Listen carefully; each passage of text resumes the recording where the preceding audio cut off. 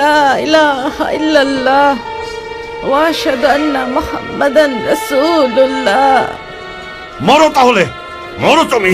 তোমাকে আমি মেরেই ফেলবো, চিরদিন অন্ধকার গর্তে পড়ে থাকবে। না, মৃত্যুর পরে আমি জান্নাতে যাব, যাই দুনিয়ার আসমান থেকে অনেক বিশাল। আশহাদু আল্লা ইলাহা ইল্লাল্লাহ ওয়া আন্না মুহাম্মাদান।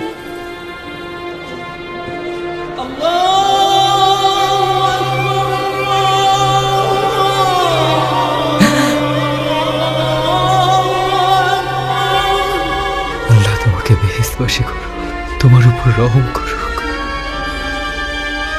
তুমি ইসলামের প্রথম শহীদ হলে আম্মা।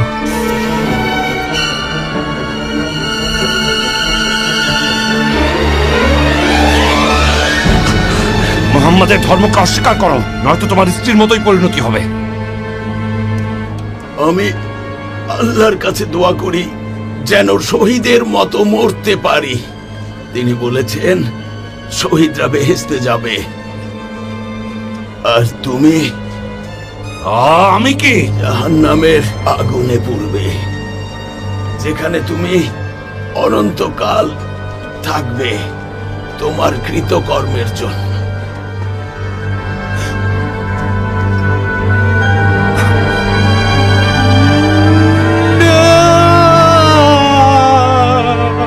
নবী করিম সাল্লাল্লাহু আলাইহি ওয়াসাল্লাম ইয়াসিরের পরিবারের উপর নির্যাতনের কথা শুনে খুব দুঃখ পেলেন, আর এদিকে পৌত্তলিক কুরাইশদের নিয়ে নির্যাতন চালিয়ে যাচ্ছিল আবু জাহেল।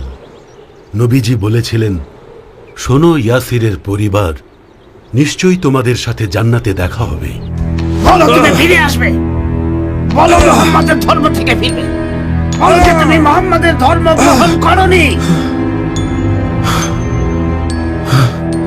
আমি গ্রহণ করেছি। আমি মোহাম্মদকে বললাম, আপনি কিসের বার্তা নিয়ে এসেছেন বলুন আমাকে। তিনি জবাব দিলেন, আল্লাহ এক, আর মহান আল্লাহর কোনো শরীক নেই, আর মোহাম্মদ আল্লাহর প্রেরিত রাসূল। আমিও সেটা বিশ্বাস করি। আশহাদু আল্লা ইলাহা ইল্লাল্লাহ ওয়া আশহাদু আন্না মুহাম্মাদান রাসূলুল্লাহ।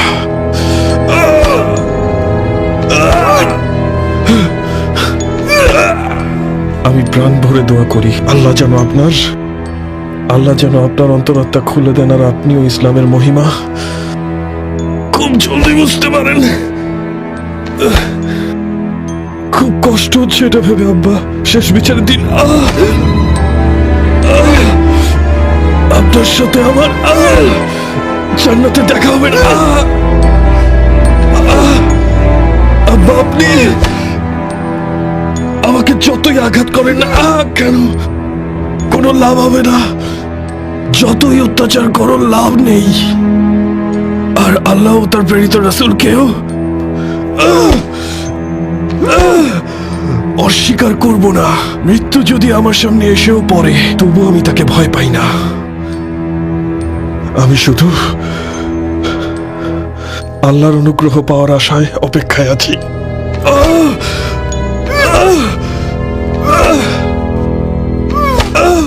আবুল হাকাম, ইয়াসিরের পরিবারকে কি করেছ? বৃদ্ধদের মেরে ফেলেছে, আর তরুণদের আমাদের ধর্মে ফিরিয়ে এনেছে। তুই শুনেছিস? এখনো সে মুহাম্মাদের ধর্মকে অস্বীকার করছে না। না, তবে খুব শীঘ্রই করবে। ওকে ওই ইয়াসির আর তার স্ত্রীর কাছে পাঠিয়ে দাও। না, আমি চাই সে মুহাম্মাদের বানানো ধর্মকে অস্বীকার করুক, তাহলে দাস হিসাবে ওকে আমি রাখতে পারবো। তার কোনো শরীক নেই। আপনারা শয়তানের ধোঁকায় আছেন।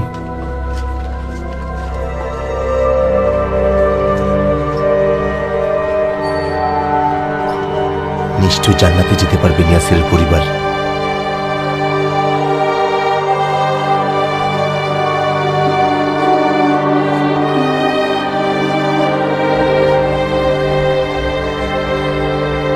হে আল্লাহর রাসূল, কাফেররা আমার উপর এত অত্যাচার করেছে, আমার চোখের সামনে আমার বাবা মাকে হত্যা করেছে, তবু আমি আল্লাহর পথ ছাড়িনি।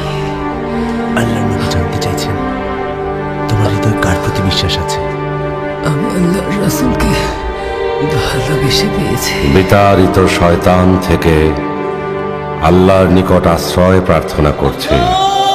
নিজেদের উপর জুলুমকারী থাকা অবস্থায় ফেরেশতারা যাদের মৃত্যু ঘটাবে, অতঃপর তারা আত্মসমর্পণ করে বলবে, আমরা কোনো পাপ করতাম না। হ্যাঁ, নিশ্চয়ই তোমরা যা করতে সে বিষয়ে আল্লাহ সম্যক জ্ঞাত। সুতরাং তোমরা জাহান্নামের দরজাগুলিতে প্রবেশ করো, সেথায় চিরস্থায়ী থাকার জন্য।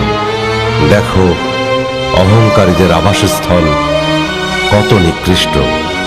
আর যারা তাকওয়া অবলম্বন করেছিল তাদেরকে বলা হলো, তোমাদের রব কি নাজিল করেছেন?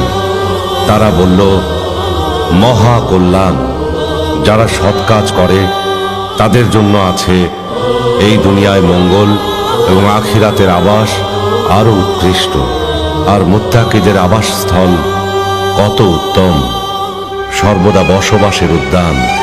তারা যাতে প্রবেশ করবে, এর পাদদেশ দিয়ে স্রোতস্বিনী প্রবাহিত হয়।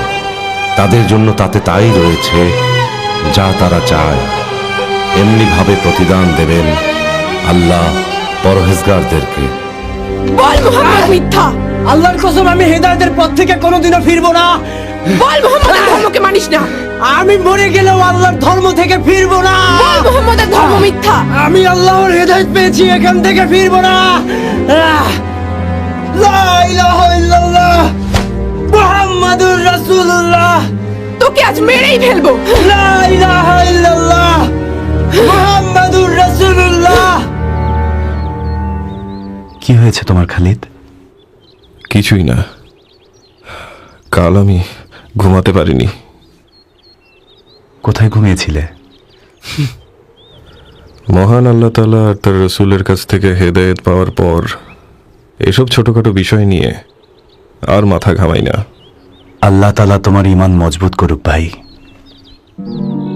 আমার আম্মা আমাকে বলেছেন তার সম্পদ, প্রতিপত্তি আর আমার ধর্মের মধ্যে একটিকে বেছে নিতে। আমি নিয়েছি, ধর্মকে বেছে নিয়েছি।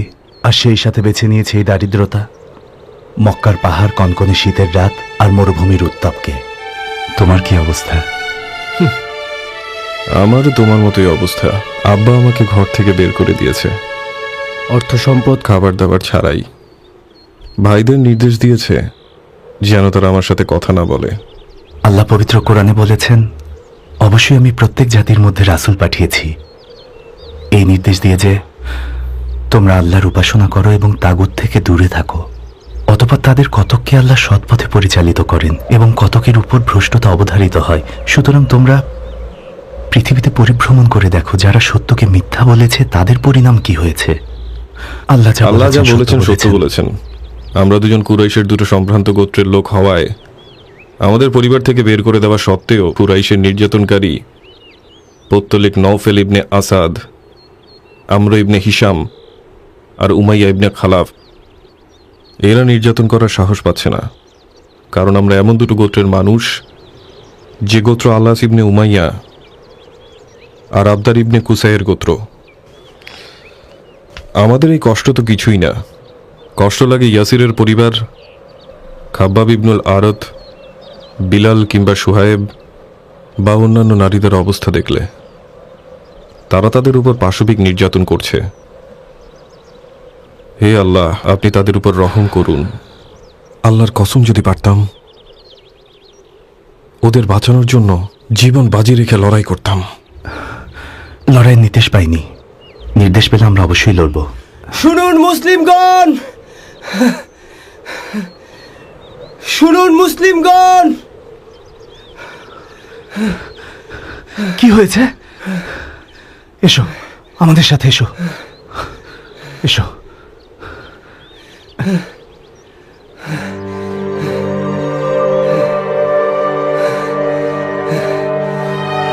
হে আল্লাহর রাসূল, তারা আমাদের উপর নানাভাবে অত্যাচার করছে।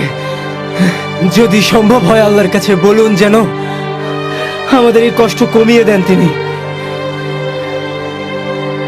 মুহাম্মদ সাল্লাল্লাহু আলাইহি ওয়াসাল্লাম বলেছেন, পূর্ববর্তী উম্মতের মধ্যে একজন মুমিন ব্যক্তিকে লোহার সারাশি দিয়ে আঘাত করা হয়েছিল, যা তার শরীরের হাড় থেকে মাংস বের করে ফেলে। তবু কোনোভাবেই তাকে তার ধর্ম ত্যাগ করতে বাধ্য করাতে পারেনি। তাই ধৈর্য ধরতে বলেছেন। নিশ্চয়ই ধৈর্যশীলদের আল্লাহ জান্নাতে উত্তম প্রতিদান দিবেন। আমিও তাহলে প্রতিদানের আশায় ধৈর্য ধরব। মহান আল্লাহ নিশ্চয়ই কাফিরদের ধ্বংস করবেন। তুমি দেখেছো খালিদ? আমি তো ভুলে গিয়েছিলাম, তুমি তো ক্ষুধার্তই নাও।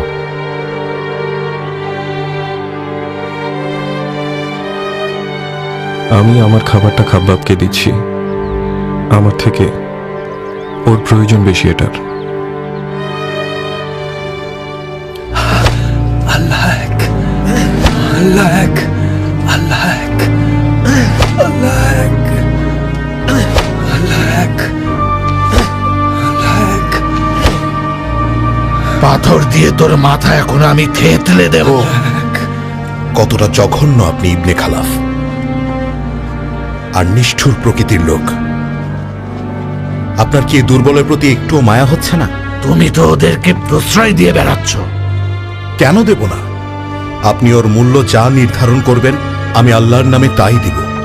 টাকার বিনিময়ে এখন আমার ভাই বিলালকে দিয়ে দিন। নিয়ে যাও একে, সে এখন থেকে তোমার। আল্লাহর ইচ্ছায় তুমি এখন থেকে মুক্ত বিলাল। কাবার রবের কসম, এই কথাগুলো যদি অন্য কেউ বলতো তার অবস্থাও এরকমই করতাম। তাই আমার সাথে এরকম করবে না। আপনার হৃদয় পাপে পূর্ণ হয়ে গেছে।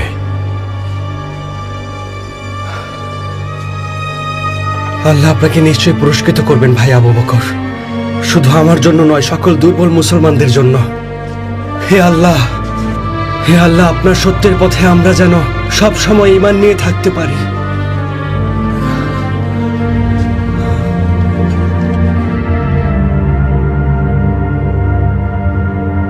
শোনো উতবা, তুমিও শোনো উতাইবা। আমার কথা খুব মন দিয়ে শোনো। তোমরা দুজনই আমার ছেলে। তোমরা জানো যে মুহাম্মদ দাবি করছে যে সে আমাকে আর তোমার মাকে যা বলেছে সে কথাগুলো আকাশ থেকে এসেছে। পুরো মক্কাবাসী আমাদের নিয়ে মজা করছে। তারা বলছে এগুলো নাকি তাদের খোদা প্রদত্ত কথা। আবুল আহাবের হস্তদ্বয় ধ্বংস হোক এবং সে নিজেও। কোনো কাজে আসেনি তার উপার্জিত সম্পদ। সত্তরই সে প্রবেশ করবে লেলিহান অগ্নিতে, এবং তার স্ত্রীও যে ইন্ধন বহন করে, আর তার গলায় পাকানো রশি বাঁধা থাকবে। তোমরা যদি তার দুই মেয়ের সাথে নিজেদের বৈবাহিক সম্পর্ক ছিন্ন না করো, তাহলে তোমরা আমাদের সন্তান না, আর আমরাও তোমাদের পিতামাতা না। এখন চলে যাও এখান থেকে।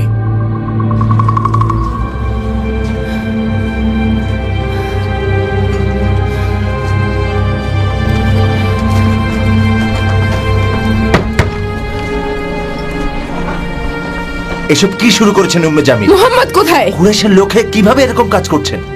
কাঁটা বিছিয়ে দিচ্ছেন আল্লাহর রাসূলের দরজায়। এমন আচরণ কেউ কি তার প্রতিবেশীর সাথে কখনো করে? এগুলো কি ঠিক? মুহাম্মদ কোথায় তুমি? জলদি বের হয়ে আসো বলছি। পাথর মেরে তোমার মাথা যদি আজকে না ফাটিয়েছি, অনেক সাহস বেড়েছে তোমার। দেখুন চাচি উম্মে জামিল, আপনারা চাচার অন্তর পাপে এতটাই পরিপূর্ণ হয়ে গিয়েছে যে আপনারা আল্লাহর রাসূল সাল্লাল্লাহু আলাইহি ওয়াসাল্লামকে আঘাত করতে এখানে চলে এসেছেন। আল্লাহ আপনাদের চোখে মোহর লাগিয়ে দিয়েছেন, তাই সত্যের পথ আপনারা দেখতে পাচ্ছেন না। মুহাম্মদের দুই মেয়ের সাথে আপনাদের ছেলেদের বৈবাহিক সম্পর্ক ছিন্ন করেছেন। এত আঘাত করেও আপনারা আবারও আঘাত করতে চাইছেন। তুমি কি বলতে চাও ভাতিজা জাফর? হ্যাঁ, তোমার চাচাতো ভাই মোহাম্মদ আমাদের জন্য বিপদ ডেকে এনেছে, আমাদের ধর্ম ত্যাগ করেছে, সে আমাদের খোদাকে অপমান করেছে, অন্য গোত্রের লোকেদের আমাদের শত্রু বানিয়েছে। এরপর সে দাবি করছে তার খোদা নাকি এসব বলেছে আমাদের সম্পর্কে। আপনি নিজেই দেখুন চাচা, আপনি কতটা নিষ্ঠুর। আল্লাহর রাসূল আমাদের সবাইকে ডেকেছিলেন আমাদের সবার জন্য একটা সতর্কবাণী দিতে, আর আপনি পুরো কুরাইশদের সামনে চিৎকার করে বলেছিলেন তোমার সর্বনাশ হোক। যিনি বলেছেন তার কথা পবিত্র গ্রন্থে শেষ বিচারের দিন পর্যন্ত লেখা থাকবে। আর আল্লাহ আপনাদের ভয়ঙ্কর জাহান্নামের প্রতিশ্রুতি দিয়েছেন। মহান আল্লাহ তার রাসূলকে নিশ্চয় আপনার স্ত্রী এবং আপনার মতো পৈতৃকদের হাত থেকে অবশ্যই রক্ষা করবেন। কাফিরদের অনিচ্ছা সত্ত্বেও আল্লাহ তার ধর্মকে রক্ষা করবেন। যান, নিজের চরকায় তেল দিন। চলো চলো উম্মে জামিল, চলো এখান থেকে যাই, চলো, চলে এসো, চলে এসো এখান থেকে।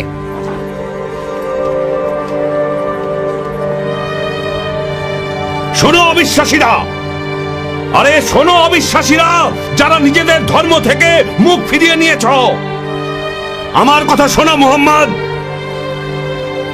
তুমি আমাদের দেবতাদের অপমান করেছ, এমনকি লাত, হুজ্জার, হুবালকে নিয়েও অনেক জঘন্য আর অপমানজনক কথা বলেছ। আমরা তোমার এই সব কর্মকাণ্ড সহ্য করব না। কাবার রবের কসম, তুমি যদি এসব বন্ধ না করো তাহলে আমরা তোমাকে হত্যা করব মুহাম্মদ। শোনো অবিশ্বাসী এবং যারা তাকে সমর্থন করো, তারা জেনে রাখো, কাবার রবের কসম বলছি, যদি কখনো মোহাম্মদ আকাশে ওড়ে এবং আমরা যদি তা নিজের চোখেও দেখি, তবুও তার ধর্মে কখনো বিশ্বাস করব না। আমরা কিভাবে তাকে বিশ্বাস করব? সে যে আসলে একজন নবী, আর সে যা বলে তা সত্যি কোনো ঐশীবাণী? কারণ সে তো একজন সাধারণ মানুষ। সে তো আমাদের মতোই পায়ে হেঁটে বাজার করে, বিয়ে করে, খাওয়া দাওয়া করে, এমনকি বাণিজ্যও করে। কিভাবে মানব? আমাদের দেবতাদের অপমান আর উপহাস করার আগে তুমি ভালোভাবে ভেবে দেখো যে তোমার নিজের পূর্বপুরুষরা কি করতেন। ভেবে দেখো তোমার দাদা কুসাই ইবনে কিলাব আর তার ভাই জারা, এমনকি আব্দে মানাফ, আব্দে শামস, হাসিম, নওফেল আর আব্দুল মুত্তালিব, তারা সবাই কি পৌত্তলিক ধর্মে বিশ্বাসী ছিলেন না? তুমি আমাদের ধর্মকে ছেড়ে দিয়েছ, তবু তোমাকে কিছু বলিনি। কিন্তু এখন তো তুমি আমাদের দেবতাদের অপমান করছো, সেটা কিছুতেই মানব না। তোমারও কিন্তু একই পরিণতি হতে পারে, যেমনটা বেলাল আর ইয়াসিরের পরিবারের হয়েছিল। অভিশাপ আপনার ওপর। অত্যাচারের কথা মনে করিয়ে দিচ্ছেন। আল্লাহ জাহান্নামের কঠিন আগুনে আপনাকে নিক্ষেপ করবেন। যতক্ষণ আমাদের ধর্মে ফিরে না আসবে ততক্ষণ তোমাদের উপর অত্যাচার করেই যাব আমরা। আল্লাহর নবী হযরত মুহাম্মদ সাল্লাল্লাহু আলাইহি ওয়াসাল্লাম বলেছেন, সত্যি আপনারা বিপদগামী, কারণ আপনারা বোবা পাথরগুলোর পূজা করেন, যেগুলো আপনারা কিনা নিজের হাতেই বানিয়েছেন। এগুলো শুধুমাত্র মূল্যহীন পাথর, যা মক্কার পাহাড়ের সাধারণ পাথরের মতোই। আর এসবের সাথে নবী ইব্রাহিমের ধর্মের কোনো মিল নেই। আর এখানেই শেষ না, আপনারা সুদ খাচ্ছেন, কন্যাদের জীবিত কবর দিচ্ছেন, আর বেআইনিভাবে নারীদের বিয়ে করছেন। এমনকি আপনারা হজও পরিবর্তন এনেছেন, যা খুবই জঘন্য। পবিত্র হজের মাসও পিছিয়েছেন, যা কোনোভাবেই সম্ভব না। সময়টুকু আল্লাহর নির্ধারিত, তাই আর পেছানোর কোনো যুক্তিই নেই। হজের নিয়ম পরিবর্তন করে আপনারা সীমা ছাড়িয়ে গিয়েছেন, আর এই নিয়ম মানতে আরবের সবাইকে আপনারা বাধ্য করছেন। আপনারা এই ধর্মে বিভ্রান্তি ছড়ান। আল ওয়াসিলা, আল বাহিরা, আল হামির মতো মূর্তির সম্মানে নিজেদের উষ্ট্রিগুলো উৎসর্গ করেন। আল্লাহর শপথ, আপনারা শিরক করছেন। আল্লাহ নিশ্চয়ই এর বিচার করবেন। কি বলতে চাইছো স্পষ্ট করে বলো। ওকে শেষ করতে দাও আবুল হাকাম, শেষ করতে দাও। নবী সাল্লাল্লাহু আলাইহি ওয়াসাল্লাম আরো বলেছেন, কি বলছো এসব? তোমরা তার উপর রহমত কামনা করছো? আল্লাহর কসম বলছি, মুসলমান ভাইয়েরা, আমরা আল্লাহর রাসূলের উপর রহমত কামনা করি।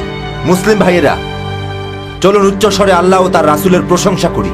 আল্লাহুম্মা সাল্লি আলা সাইয়্যিদিনা মুহাম্মদ, আল্লাহুম্মা সাল্লি আলা সাইয়্যিদিনা মুহাম্মদ সাল্লাল্লাহু আলাইহি ওয়াসাল্লাম, সাল্লাল্লাহু আলাইহি ওয়াসাল্লাম, সাল্লাল্লাহু আলাইহি ওয়াসাল্লাম, সাল্লাল্লাহু আলাইহি ওয়াসাল্লাম। তোমরা সবাই কি পাগল হয়ে গেছো? হে কুরাইশগণ, শুনুন, আল্লাহ তাআলা রাসূল মুহাম্মদ সাল্লাল্লাহু আলাইহি ওয়াসাল্লামকে আপনাদের কাছে পাঠিয়েছেন, আপনাদেরকে সতর্ক করার জন্য। আপনারা একমাত্র আল্লাহর উপর বিশ্বাস করুন আর ভুল পথ থেকে এবং যেসব পাপ কাজ করছেন তা থেকে ফিরে আসুন। অবাক হয়ে যাই এটা ভেবে যে মক্কার প্রধানদের সবাই অনুসরণ করে আর আপনারাই কিনা পাপ কাজ করে বেড়াচ্ছেন। মক্কার প্রধানদের এমন অবস্থা কেন বলুন? যেখানে শান্তির পথ আপনাদের জন্য খোলা রয়েছে, তাহলে কেন জান্নাতের দিকে না গিয়ে চিরস্থায়ী জাহান্নামের দিকে অগ্রসর হচ্ছেন আর অন্যদেরও টেনে নিচ্ছেন? যথেষ্ট বলে ফেলেছ অবিশ্বাসীরা। আমরাই বোকা যে আশা করেছিলাম তোমাদেরকে বুঝিয়ে পূর্বের ধর্মে ফিরিয়ে নিতে পারবো, কিন্তু তোমরা তো সব অবিশ্বাসীর দল। আল্লাহ শপথ লাগে তাদের ঘটনাটা বলুন, যখন আপনি আপনার ভাই আব্বাস আর আবু সুফিয়ান ইয়েমেনে সফরে গিয়ে ইহুদি ধর্মগুরুর সাথে দেখা করেছিলেন। সেখানে আবু সুফিয়ানের সাথে একজন ইহুদি ধর্মগুরুর দেখা হয়েছিল। সেই ধর্মগুরু তাকে মুহাম্মদ সম্পর্কে অনেক কিছু জিজ্ঞেস করেছিল। সে উত্তর দিয়েছিল, যদিও সে সব সঠিক উত্তর দেয়নি। পরের দিন আল আব্বাসের কাছে ধর্মগুরু বসলেন এবং তাকেও আমাকে মুহাম্মদ সম্পর্কে নানা প্রশ্ন করতে লাগলেন।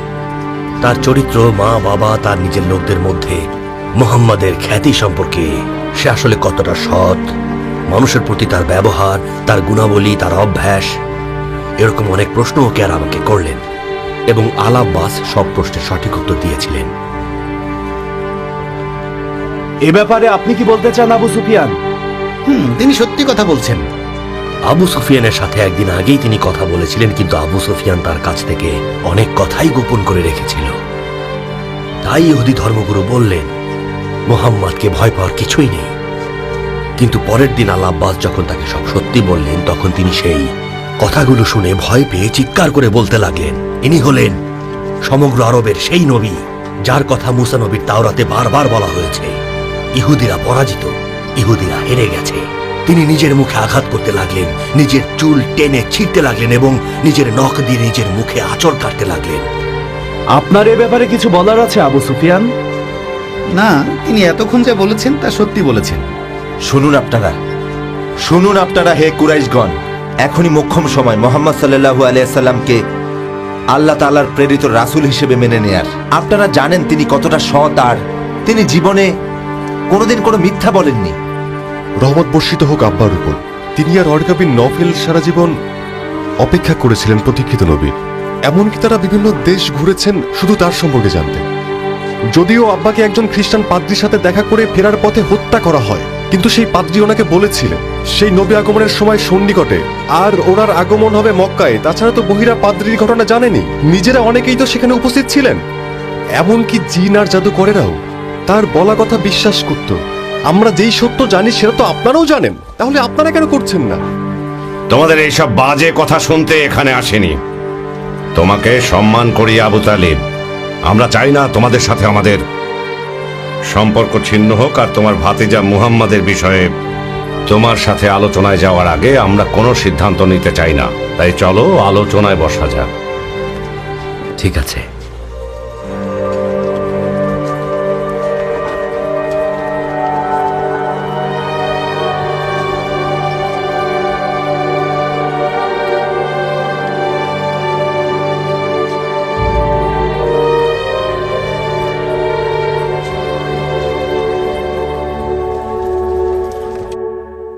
সেই লোকটা সবার কাছে কি এমন বার্তা নিয়ে এসেছে? তার কারণে তো আলাদা হচ্ছে, মা ছেলের কাছ থেকে, স্বামী স্ত্রীর কাছ থেকে। এটা খুবই আশ্চর্যের বিষয়। আমি নিশ্চিত সে জাদু করেছে সবাইকে। কাবার রবের কসম, আমার নিজের ছেলে মুসাব থেকে প্রিয় আমার কাছে কেউ নেই। তাকে ক্ষুধার্ত রেখেছি, মারধর করেছি, তবু সেই ধর্ম ত্যাগ করেনি। সে আমাকে বলেছে তার কাছে মোহাম্মদের ধর্ম ছেড়ে দেওয়া চেয়ে নাকি মরে যাওয়া অনেক ভালো। তাই আমি তাকে ঘর থেকে বের করেছি। তাকে লুকিয়ে আমি দেখতে গিয়েছিলাম, কিন্তু তাকে চেনাই যাচ্ছিল না। মনে হয় আবু সুফিয়ানের ছেলে মুহাম্মাদের ধর্মের অনুসারী হয়েছে। এদিকে আবু হাইহার ছেলে, সেও নাকি মুহাম্মাদের ধর্ম অনুসরণ করছে। আর শুনলাম মাকজুম গোত্রের ছেলে আয়া, শিশাম আর ওয়ালিদের ছেলে সহ এরকম আরও কয়েকজন নাকি দল বেঁধে মুহাম্মাদের ধর্মে যোগ দিয়েছে। এমনকি বিচক্ষণ ব্যক্তি ইবনে আবি কুহাফা আর ধনী ও লাজুক ব্যক্তি ইবনে আমনা, উসমান ইবনে আফফান আর তার ভাই উসমান ইবনে মাতুনের সাথে আবু ওবায়দা ইবনুল জাররাও আছে। এমন অদ্ভুত ব্যাপার যে আমি নিজের চোখে না দেখলে কখনোই বিশ্বাস করতাম না। আমি জানি না কি বলা উচিত।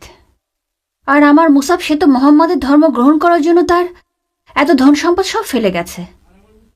তুমি কি করবে জানি না, আমাকে মেরে ফেললেও আমি কখনো মুহাম্মাদের ধর্ম গ্রহণ করব না, কারণ আমি লাত, উজ্জা আর হুবালকে মানি। তোমাকে বলে রাখি উম্মে মুসাব, এগুলো বনি হাশিম গোত্রের একটা ষড়যন্ত্র। বনি হাশিম গোত্রের লোকেরাই তো এখন মক্কার প্রধান। এগুলো করে তাদের কি লাভ? কারণ পুরো কুরাইশবাসী তো ইতিমধ্যেই তাদেরকে মেনে নিয়েছে। তারা সফল হবে না। কুরাইশের সকল লোকেরা মুহাম্মদ আর তার ধর্মকে নিয়ে উপহাস করছে।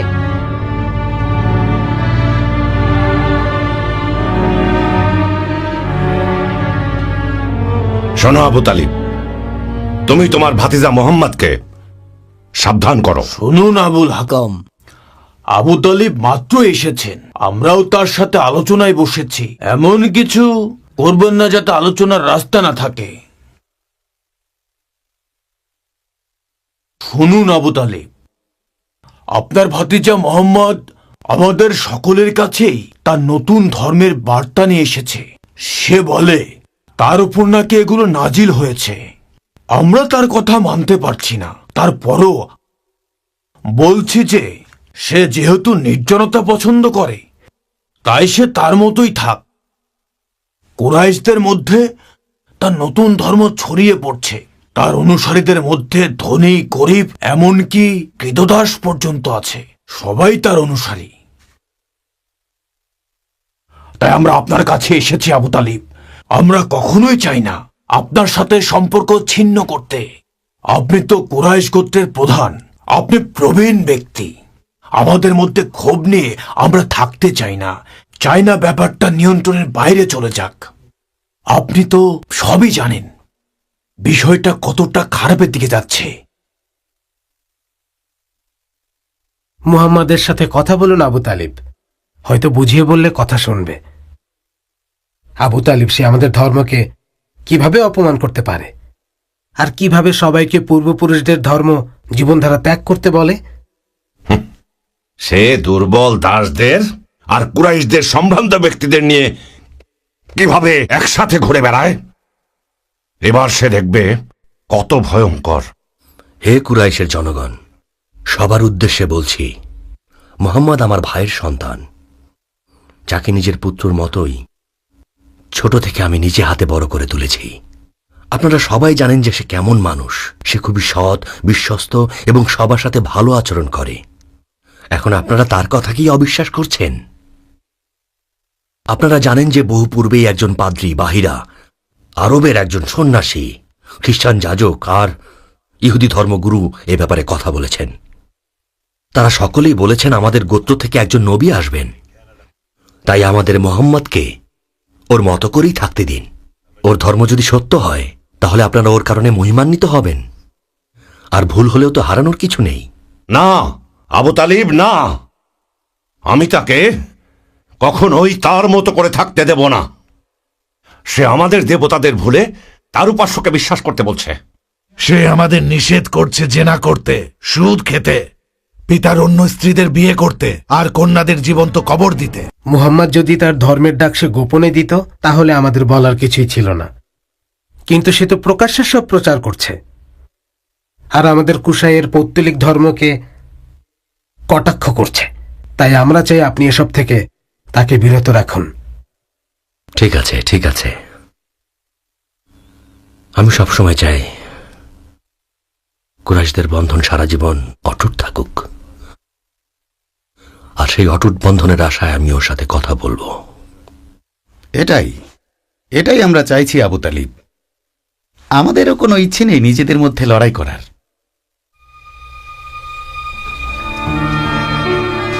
শোনো আম্মার, কষ্ট পেও না, কারণ তোমার আব্বা আম্মা গৌরব আর সম্মানের সাথে তাদের মৃত্যু হয়েছে।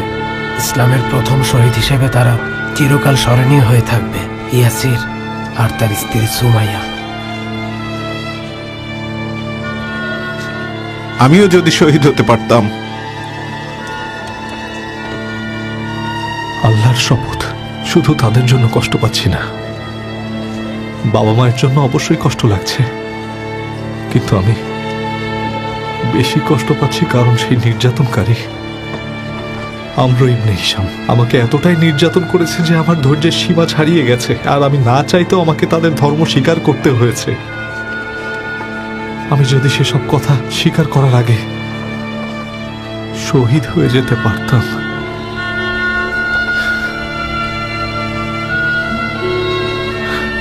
তোমার জায়গায় হলে আমিও তাই করতাম। অনুশোচনা করো না আম্মার, আমি দেখেছি তুমি রাসূল সাল্লাল্লাহু আলাইহি ওয়াসাল্লামের সামনে কিভাবে কাঁদছিলে। সাল্লাল্লাহু আলাইহি ওয়াসাল্লাম তোমাকে জিজ্ঞেস করলো কিভাবে আপনি মনে এত শক্তি পেলেন, তখন তুমি উত্তর দিয়েছিলে আল্লাহ ও তার রাসূলকে ভালোবেসে ইসলামের উপর দৃঢ় ঈমান এনে। আল্লাহর শপথ, আমি এমন কাজ করতে চাই যা কাফেররা ঘৃণা করে। তুমি কি করার কথা ভাবছো আব্দুল্লাহ? এতদিন লুকিয়ে সালাত আদায় করতাম আর কোরআন তেলাওয়াত করতাম, কিন্তু এখন আমি কাবার সামনে যাব আর জনসম্মুখে কোরআন তেলাওয়াত করব। চলো আমরাও যাব।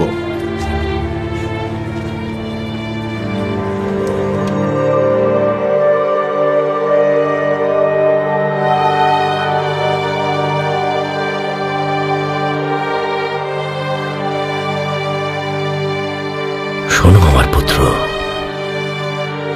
তোমার ধর্মীয় আহ্বানের বিষয়ে তোমার অনুসারীরা আমাকে সব কথা খুলে বলেছে। জীবনকে হুমকির মুখে ঠেলে দিও না, এমন পরিস্থিতিতে ফেলো না যা নিয়ন্ত্রণ করা কঠিন।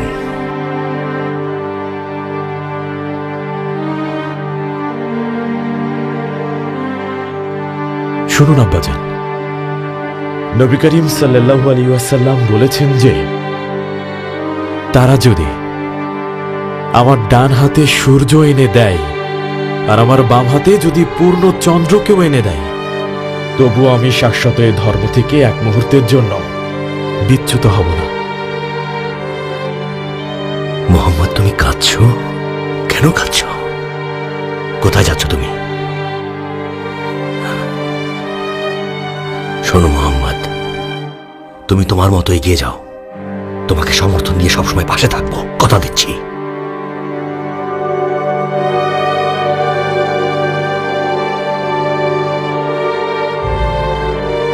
আল্লাহ আপনার উপর রহম করুন,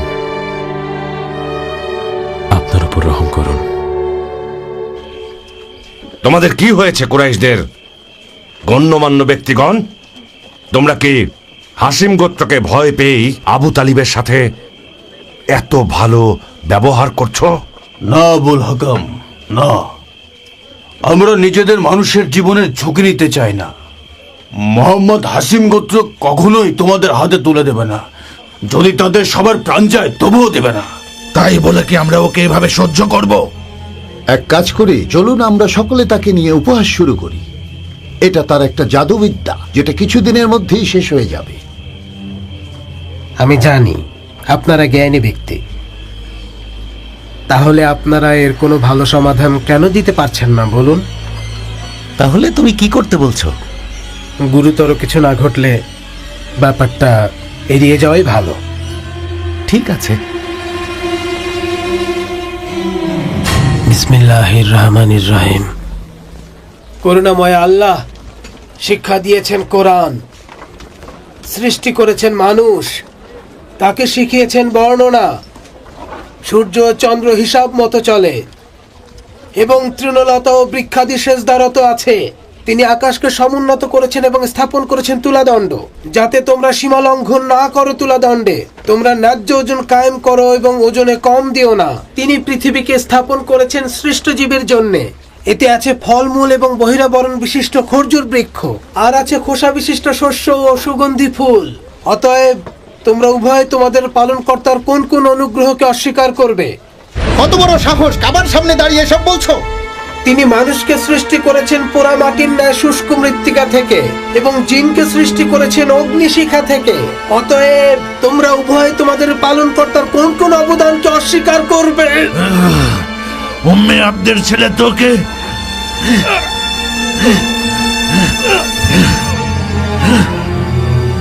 মেরে ফেলবো। তিনি দুই উদয়াচল ও দুই অস্তাচলের মালিক।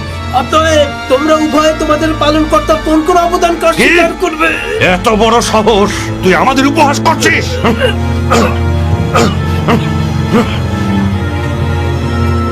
তিনি পাশাপাশি দুই দরিয়া প্রবাহিত করেছেন, উভয়ের মাঝখানে রয়েছে অন্তরাল যা তারা অতিক্রম করে না। অতএব তোমাদের পালনকর্তার কোন কোন অবদানকে অস্বীকার করবে? থামুন, আপনারা তো ওকে মেরেই ফেলবেন। কুরাইশগণ, থামুন আপনারা।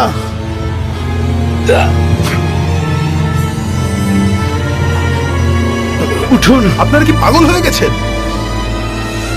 ও এখানে এসেছে যাওয়া পছন্দ করি শুধু সেটাই শোনাতে। ও একটা অপদার্থ, এত সাহস ভালো না। আল্লাহর শপথ, আমি প্রতিদিন আপনাদের কোরআন পড়ে শোনাবো। রোজ বাইতুল হারেমি এখন থেকে কোরআন পড়বো আমি। কি সুন্দর তাদের কোরআনের আয়াতগুলো। আমার কাছেও বেশ চমৎকার লেগেছে। যদি এই কাজ আবার কখনো করিস তাহলে মেরেই ফেলবো। যেভাবে ইয়াসিরের পরিবারকে মেরেছেন, তাহলে আবার এই কাজ করব। আল্লাহ আর তার রাসূলের জন্য মৃত্যুবরণ করা তো সম্মানের। আমি তোকে গলা টিপে একদম শেষ করে দিব। তার আগেই আমি আপনাকে শেষ করে আপনি ফেলবো। নখের একটা আচরণ তাকে দিতে পারবেন না। তুমি আর তোমার বন্ধুরা সবাই কুরাইশের কলঙ্ক। আল্লাহর শপথ, আমরা সত্য ধর্মের সাথে আছি। আল্লাহর রহমত আর বরকত আমাদের উপর আছে। আশহাদু আল্লা ইলাহা ইল্লাল্লাহ, আশহাদু আল্লা ইলাহা ইল্লাল্লাহ ওয়া আন্না মুহাম্মাদান রাসূলুল্লাহ। তুমিও কি তাই শুনেছো যা আমি শুনতে পেয়েছি ইবনে হিসাম? আমিও তাই শুনেছি উদ্বা, তাই শুনেছি। আমাদের লোকেরা ভাবছে মুহাম্মাদের অনুসারীদের নির্যাতন করে তাদের মন পরিবর্তন করবে, কিন্তু এত সব করেও তাদের বিশ্বাস একটুও নড়বড়ে হচ্ছে না। দেখতে পাচ্ছ না তারা আমাদেরকে রাগিয়ে তাদের উদ্দেশ্য হাসিল করে নিচ্ছে। ব্যাপারটা আশ্চর্যজনক। এটা এমন ধর্ম যার জন্য তারা নিজেদের জীবন দিতেও প্রস্তুত। আপনার কি পরামর্শ উদ্বা? মনে রাখবেন, আবুল হাকামের আসল উদ্দেশ্য পুরো হাসিমের গোত্রকে নিশ্চিহ্ন করে দেয়া। আমার মতে তাদের প্রতি নির্যাতন বন্ধ করা উচিত, আর মুহাম্মদ এবং আবু তালিবের সাথে আলোচনায় বসা দরকার। দেখুন, মোহাম্মদ কাবা ঘরে প্রবেশ করছে। আমি তাহলে তার সাথে কথা বলে সমাধানের চেষ্টা করি। হে কুরাইশের জনগণ, আমি মুহাম্মদের সাথে কথা বলতে যাচ্ছি।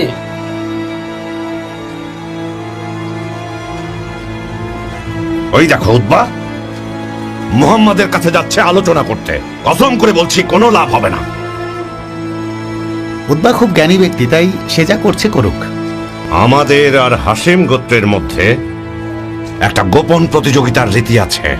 ওরা ক্ষুধার্তকে খাওয়ালে আমরাও খাইয়েছি, তৃষ্ণার্তকে পানি দিয়েছে আমরাও দিয়েছি, দরিদ্রকে সাহায্য করেছে আমরাও করেছি, যতক্ষণ পর্যন্ত তাদের আর আমাদের মর্যাদা সমান না হয়। কিন্তু তাদের গোত্রে নাকি নবী এসেছে।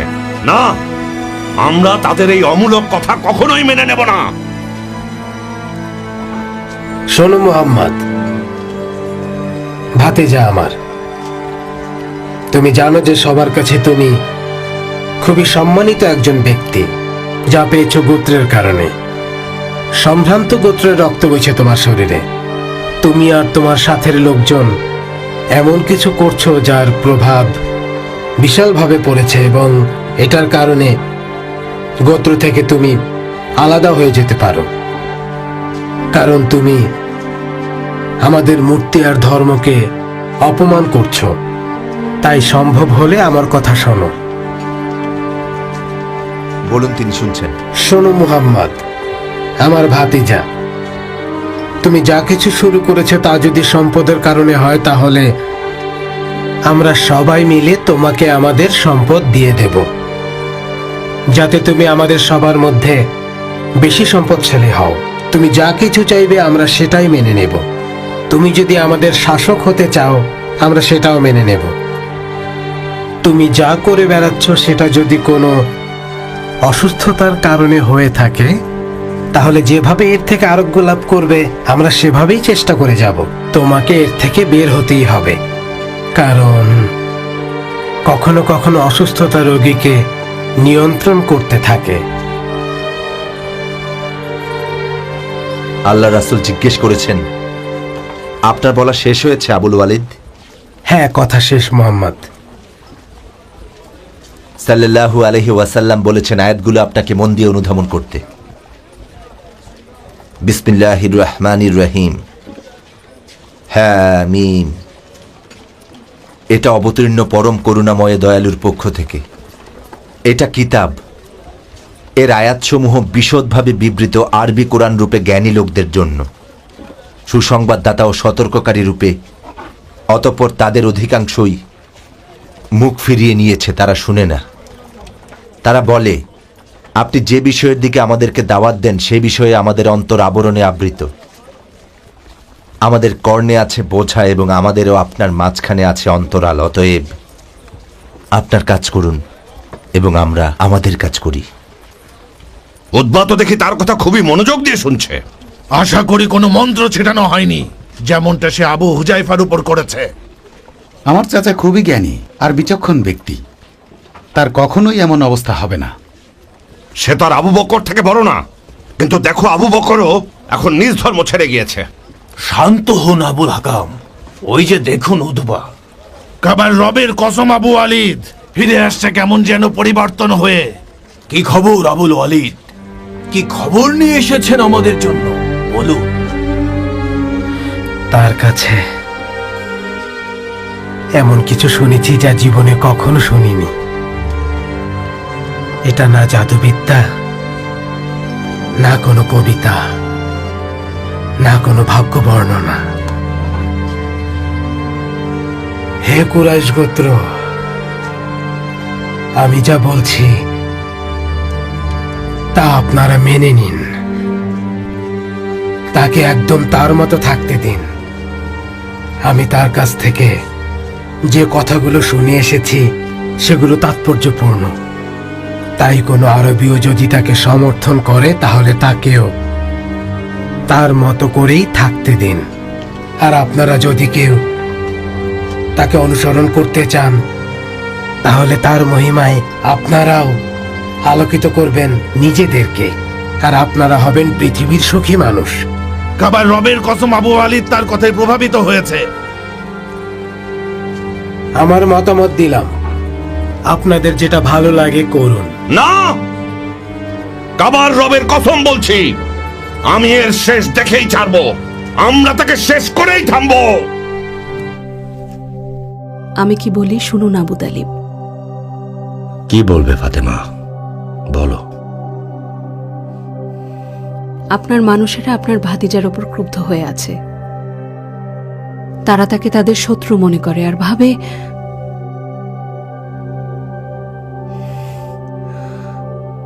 তার জন্য না জানি কুরাইশের নেতৃত্ব তারা হারিয়ে ফেলে। আমি বলি যে মোহাম্মদকে অত্যাচারী কুরাইশদের হাতে তুলে দিবেন না। তুমি কি ইসলাম গ্রহণ করেছ? হ্যাঁ। তাই এত দয়া না দেখিয়ে মোহাম্মদকে থামাও। তোমাকে বলছি কারণ তুমি ওর নিকটাত্মীয়। আমরা যখন একবার ইয়েমেনে গিয়েছিলাম, একজন ইহুদি পাদ্রী আমাদের বলেছিল মোহাম্মদ নাকি নবী। যে আয়াতগুলো শুনেছি সেগুলো শুনলে গোলাম থেকে শুরু করে সবাই ইসলাম ধর্ম গ্রহণ করবে, কিন্তু আমি ঈমান আনতে পারবো না, কারণ সবাই বলবে আমি পাগল হয়ে গেছি। কি হয়েছে আবু তালিবের বাড়িতে? মক্কার প্রধানেরা আলোচনায় বসেছে। আমি আমার প্রাণপ্রিয় ভাই আবু তালিব আর আল্লাহ রাসূল মুহাম্মদকে নিয়ে খুব ভয় পাচ্ছি।